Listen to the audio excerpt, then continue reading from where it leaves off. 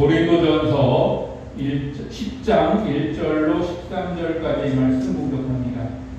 형제들아, 나는 너희가 알지 못하기를 원하지 아니하노니 우리 조상들이 다 구름 아래에 있고 바닷 가운데로 지나며 모세에게 속하여 다 구름과 바다에서 세례를 받고 다같이 신령한 음식을 먹으며 다같이 신령한 음료를 마셨으니 이는 그들을 따르는 신령한 반석으로부터 마셨으며 그 반석은 곧 그리스도시라. 그러나 그들의 다수를 하나님이 기뻐하지 아니하셨으므로 그들이 광야에서 멸망을 받았느니라. 이러한 일은 우리가 우리의 본보기가 되어 우리로 하여금 그들의 악을 즐겨한 것 같이 즐겨하는 자가 되지 않게 하려 함이니 그들 가운데 어떤 사람들과 같이 너희는 우상 숭배하는 자가 되지 말라. 기록된 바 백성이 앉아서 먹고 마시며 일어나서 뛰논다 함과 같으니라. 그들 중에 어떤 사람들이 음행하다가 하루에 23,000명이 죽었나니 우리는 그들과 같이 음행하지 말자. 그들 가운데 어떤 사람들이 주를 시험하다가 뱀에게 멸망하였나니 우리는 그들과 같이 시험하지 말자. 그들 가운데 어떤 사람들이 원망하다가 멸망시키는 자에게 멸망하였나니 너희는 그들과 같이 원망하지 말라.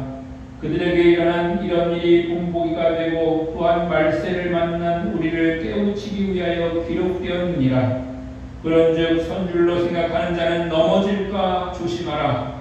사람이 감당할 시험 밖에는 너희가 당할 것이 없나니 오직 하나님은 미쁘사 너희가 감당하지 못할 시험당함을 허락하지 아니하시고 시험당할 즈음에 또한 피할 길을 내사 너희로 능히 감당하게 하시느니라. 아멘. 할렐루야. 오늘 말씀의 배경이 되는 고린도 교회, 오늘 말씀은 고린도 교회에게 바울이 주시는 그런 말씀이죠. 먼저 이 고린도 교회의 상황을 살펴보자면 고린도 교회 교인들은 영적인 열광주의에 빠져 있었습니다. 즉 고린도 교회 하나님께서 영적인 은혜들을 많이 베풀어 주셨고 그 가운데서 은사들도 많이 나타나게 됩니다. 그러다 보니까 이 고린도 교회인들이 어떻게 생각했는가 하면은 자신들이 체험했던 그런 영적인 체험, 대부분이 이제 신비로운 체험들이겠죠.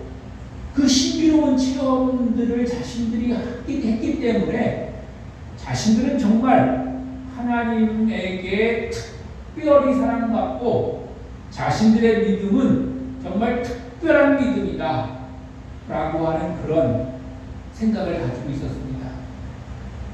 한편으로 생각하면 좋은 생각 같지만 그것은 자만된 생각이었고 교만된 생각이었습니다. 더 나아가서 이들에게 은사가 나타났을 때 그 은사가 하나님이 주신 선물이요 하나님의 능력을 내가 대신 행한다 이런 마음을 가져야 되는데 그 하나님의 은사를 자신의 능력으로 생각하고 또한 교만한 마음을 품게 되었다고 하는 것입니다. 이런 경우가 있을 수 있습니다. 제가 늘 주장하지만 은사라고 하는 것은 필요한 때 하나님께서 필요한 사람에게 주어서 하나님의 능력을 나타나게 하고 그 능력을 통해서 하나님께 영광 돌리게 하려고 하나님 주시는 것입니다. 그런데 간혹 가다가 어떤 경우에 교회의 어떤 성도가 성령의 충만함을 받고 어떤 은사를 이제 체험하고 은사를 행할 수 있는 그런 사람이 되었다고 생각을 해보십시오. 그런데 그 교회 목사님은 그런 체험을 하지 못했어요. 그러면 어떤 일이 발생할 수 있냐면 그 성령의 큰 체험과 은사를 가진 사람이 목사님을 무시하기 시작합니다. 왜냐하면 자기는 큰 체험도 했고 은사도 행하고 그런데 우리 목사님 그런 것도 못한다고 그렇게 하기 시작하는 거죠. 그러면 어떻게 되겠습니까? 그 교회는 질서를 잃어버리고 혼란한 상태가 되어버리고 그래서 결과적으로 나쁜 그런 결과를 맞이하게 되는 것입니다. 하나님의 질서는 그런 것이 아닙니다. 은사라고 하는 것은 누구에게나 필요할 때 또한 그를 통해서 역사하시고자 하는 하나님의 계획 가운데서 주어질 수 있는 것입니다.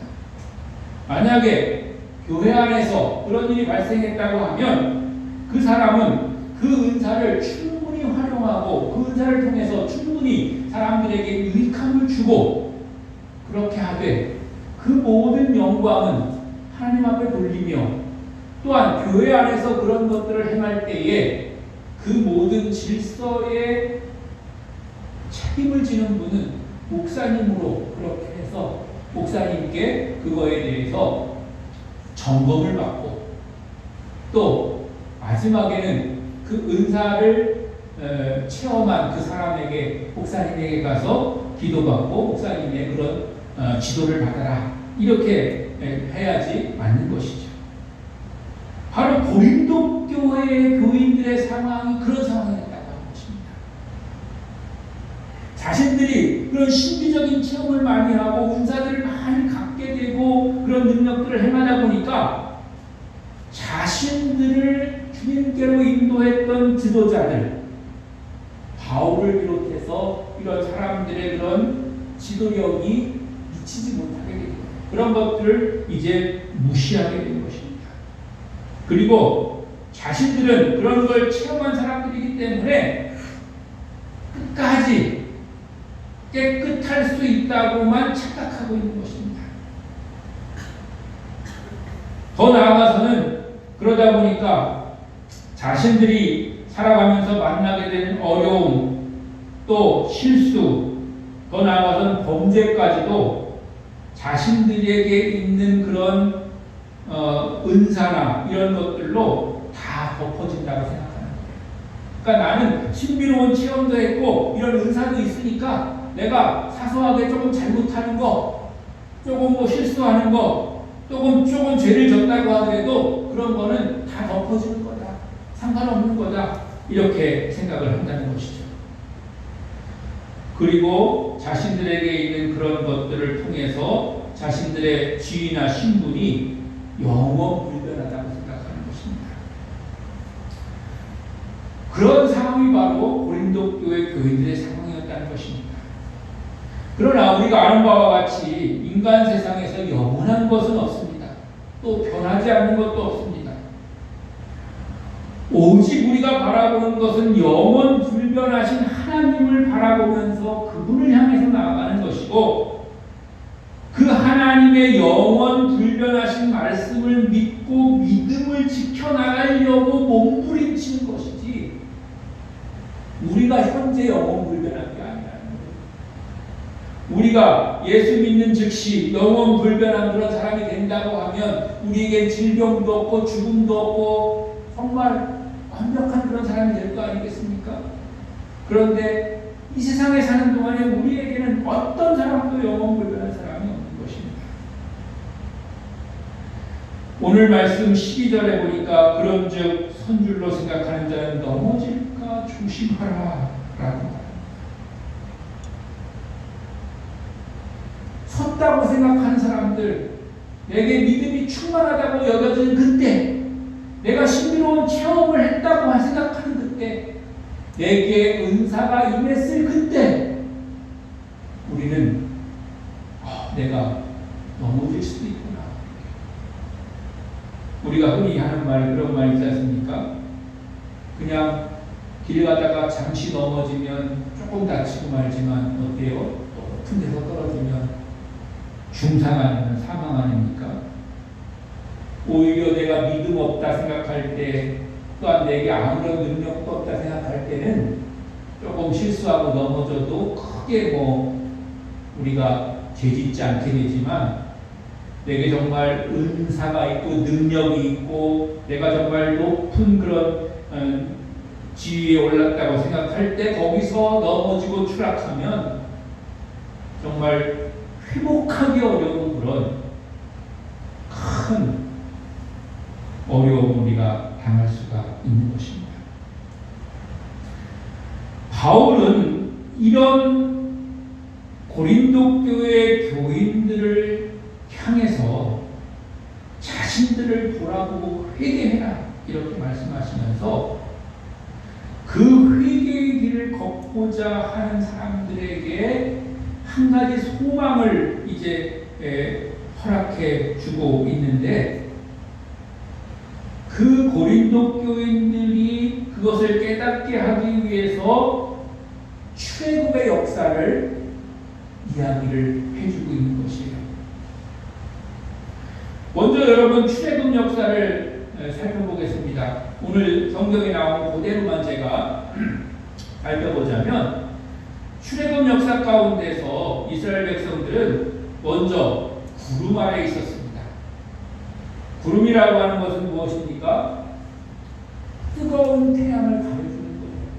왜냐하면 이스라엘 백성들이 이제 걸어야 했던 광야길은 사막길이었고, 그 끝없는 사막 속에서 햇빛이 내려쬐는 그 길을 끊임없이 걸어야 했던 이스라엘 백성들은 그 구름이 자신들을 덮어 그늘을 만들어준다고 하는 것은 그들이 보호받을 수 있는 최상의 그런 모습이었습니다. 또 구름과 더불어서 이들에게 함께 있었던 것은 바로 불입니다. 이 사막의 기온이라는 것이 특이하게도 낮에는 굉장히 높은 기온으로 올라갔다가 밤에는 굉장히 또 낮은 기온으로 떨어지는 그런 특성을 가지고 있습니다. 물론 낮은 기온이라고 해서 우리나라처럼 영하로 내려가고 이런 건 아닙니다만은 한 영상 10도, 15도만 돼도 사막 지역에 사는 사람들은 얼어 죽는 사람이 생길 만큼 그렇게 낮은 기온인 거예요. 그렇기 때문에 더군다나 이 광야 사막길을 노숙하면서 걸어야 했던 이스라엘 백성들에게는 굉장히 큰 위험이었죠.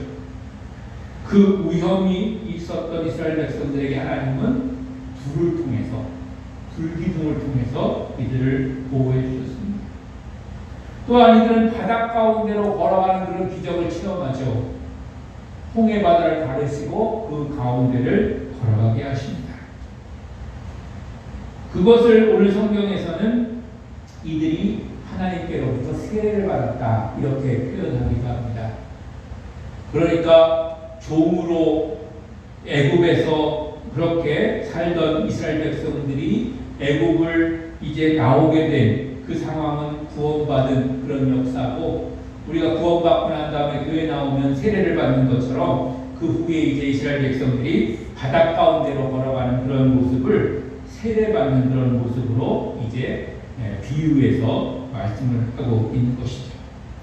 또 이들이 광야 사막길에서 신령한 음식을 먹습니다. 신령한 음식이라고 하는 것이 특별한 음식이거나 아니면 굉장히 맛난 그런 음식을 말하는 것이 아니고 하나님이 주신 음식을 먹는 것이에요. 만나를 먹기도 하고 메추라기를 먹기도 하고, 그들이 준비하지 않은, 농사짓지 않은, 추수하지 않은 그런 것들을 이제 먹었던 것이죠. 또 신령한 음료를 마셨다고 하는 것은 또한 이것도 목마르고 갈급해하던 이들에게 하나님께서 반석을 쳐서 물을 내주시고, 또 필요할 때마다 먹을 음료를 허락하셨던, 물을 허락하셨던 그런 것들을 이제 말씀하고 있는 것입니다. 이 모든 것을 볼 때 이스라엘 백성들은 어떻습니까? 전적으로 하나님의 돌보심과 인도하심과 공급하심을 통해서 광야 사막길을 이제 걸어가게 되었던 것이죠. 그런데 결론적으로 중요한 건 무엇이냐면, 그럼에도 불구하고 이스라엘 사람들의 거의 전부, 여호수아와 갈렙만을 빼놓고 모든 사람들이 광야에서 멸망을 받았다고 하는 것입니다. 이렇게 큰 은혜를 체험했는데, 이렇게 놀라운 능력을 그들이 체험하고 그들 가운데 함께 했는데도 불구하고 모든 사람들이 다 광야에서 멸망받았다고 하는 것입니다. 지금 이 말씀을 누구에게 해주고 있는 거예요? 고린도 교회 교인들에게 해주고 있는 거예요. 그러니까 고린도 교회 교인들에게 무엇을 얘기하려고 하는지 아시겠죠? 그렇다는 거예요. 그래서 바울은 그 고린도 교인들에게 다음과 같이 권면하고 있습니다. 첫 번째로는 우상 숭배하는 자가 되지 말라 하는 것입니다. 이스라엘 백성들이 그렇게 큰 은혜를 체험하고 하나님이 기적을 통해서 역사하시고 그랬는데도 불구하고 이스라엘 백성들은 하나님만을 숭배하고 경배하고 하나님만을 믿음의 대상으로 삼지 아니하고 우상을 만들게 됩니다. 금송아지를 만들어서 숭배하고 백성들이 그곳에 앉아서 먹고 마시며 일어나서 뛰놀고 정말 난리 벙어지를 줬던 주시는 건 다 하나님이 주셨는데 그들에게 눈에 보이는 그런 우상들이 필요했습니다. 그래서 금을 모아서 금송아지를 만들어 가지고 그것을 경배 숭배하고 거기서 아주 그것들을 섬기는 그런 일들을 했던 것을 볼 수가 있습니다. 두 번째로 바울은 음행하지 말자 그렇게 말합니다. 여러분 우상 숭배를 할 때 우상 숭배하는 사람들에게 있어서 가장 많이 나타나는 그런 모습이 뭐냐면 우상 숭배를 하고 나서 거의 치워지는 그런 잔치자리 이런 데서 가장 많이 나타나는 것이 바로 문란한 성적 타락의 장소가 되는 것입니다. 흔히 말하는 그래도 인정받는 그런 종교들 뭐 우리 기독교를 포함해서 불교나 뭐 이런 것들은 물론 개인적인 그런 일탈은 있을 수 있지만은 그 자리가 어떤 그런 타락한 그런 성적 논란이 있진 않잖아요. 근데 여러분 어때요? 인도나 이런 데 가보면 어떤 그런 신전 이런 거 있잖아요. 그런 데 가보면 그런 주위에 그 주변에 그런 성적 타락을 아예 그냥 공식적으로 그렇게 하게 되는 그런 장소들이 그들이 섬기는 신전 옆에는 다 있어요.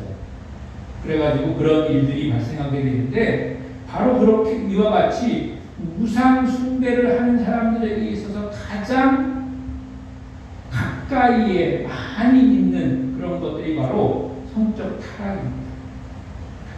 그래서 이스라엘 백성들이 모압 여인과의 음행한 심판으로 연병이 돌아가지고 23,000명이 죽었던 그런 일들이 있었는데 그런 것들을 바울이 이야기하면서 음행하지 말자 그렇게 이제 권면하고 있는 것입니다. 세 번째로는 시험하지 말자 그렇게 말씀하고 있어요. 이스라엘 백성들이 이제 광야길을 가잖아요. 근데 직선으로 쭉 갔으면 좋았을 텐데 중간중간에 어떤 어려움이 있었냐면 이방 나라들이 가로막고 서는 거예요. 한 번은 이제 에돔인들이 이제 가로막고 서가지고 자기 땅 못 지나가게 그렇게 막고 있는 거예요. 그런데 그 이제 에돔인들을 피해서 돌아가야 되었을 때에 믿음으로 하나님께서 그러면 어떻게 예비하실까 이런 것을 기다리고 찾는 대신에 이스라엘 백성들은 마음이 상해가지고 하나님하고 모세를 원망하고 하나님을 오히려 시험하려고 했던 그런 일들이 있게 됩니다. 그랬을 때 어떻게 해요? 하나님께서 불뱀을 그들에게 보내셔가지고 거기 있는 사람들의 거반을 다 불뱀에 물려서 죽게 하는 그런 일들이 생기게 되었습니다. 물론 이제 모세가 다시 하나님께 나가가지고 살려달라고 그렇게 방법을 좀 알려달라고 그렇게 하자 하나님께서 노뱀을 만들어서 높이 세우게 하셨을 때에 그거를 보는 자들이 다시 살아나는 그런 이제 능력이 나타나기도 했지만 이렇게 시험하는 자에게는 분명하게 하나님의 심판이 있다고 하는 것입니다. 그 시험이라고 하는 것이 뭐 큰 것 같지만 사실은 큰 게 아니고요. 하나님의 인도하심과 예비하심을 우리가 기다리고 인내하는 그런 사람이 되어야 할 텐데 그러지 못하고 자신들을 인도하는 지도자들을 원망하고 또 그들에게 해를 끼치고 하는 그런 일들을 하는 것이 바로 하나님을 시험하는 겁니다. 네 번째로는 바울이 고린도 교인들에게 원망하지 말자 이렇게 말해요. 원망하지 말자. 여러분, 원망이라고 하는 것들은 정말 우리에게 있어서 굉장히 큰 죄 중에 하나인 것을 알 수가 있습니다. 또 출애굽 당시의 상황을 보면 고라와 다단, 아비람 등이 모세와 아론을 향해서 불평하다가 죽임을 당한 적이 있습니다. 그런데 그 죽임을 당할 때에도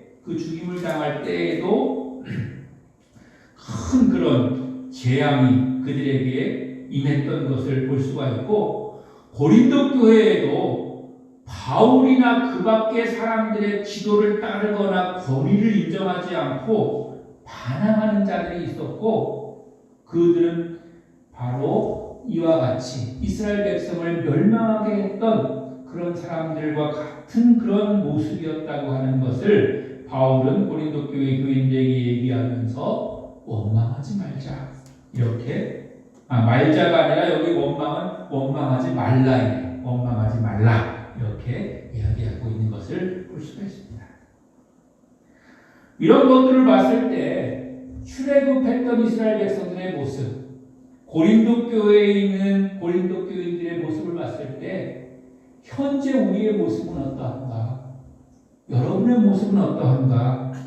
여러분의 마음 상태는 어떠한가? 여러분들이 한번 되돌아보셔야 되는 것입니다.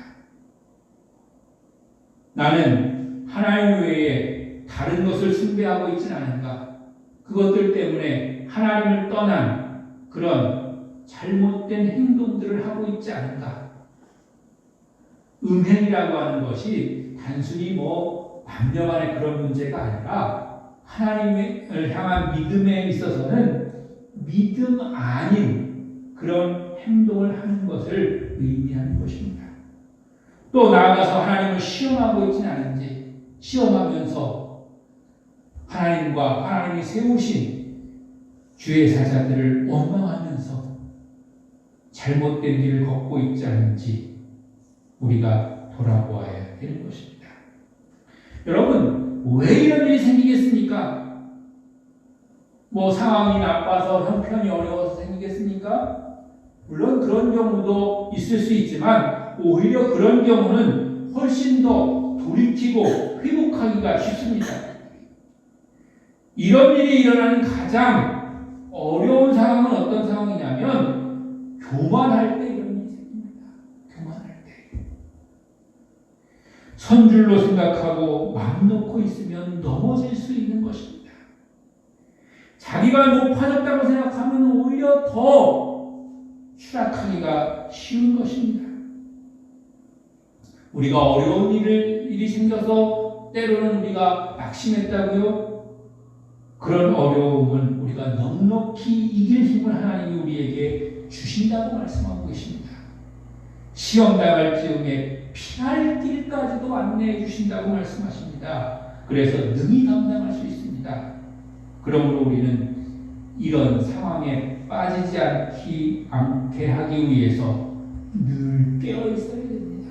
근신해야 합니다. 하나님의 음성에 귀 기울여야 됩니다. 주님이 무엇이라고 말씀하시는지 깨어 있어야 됩니다.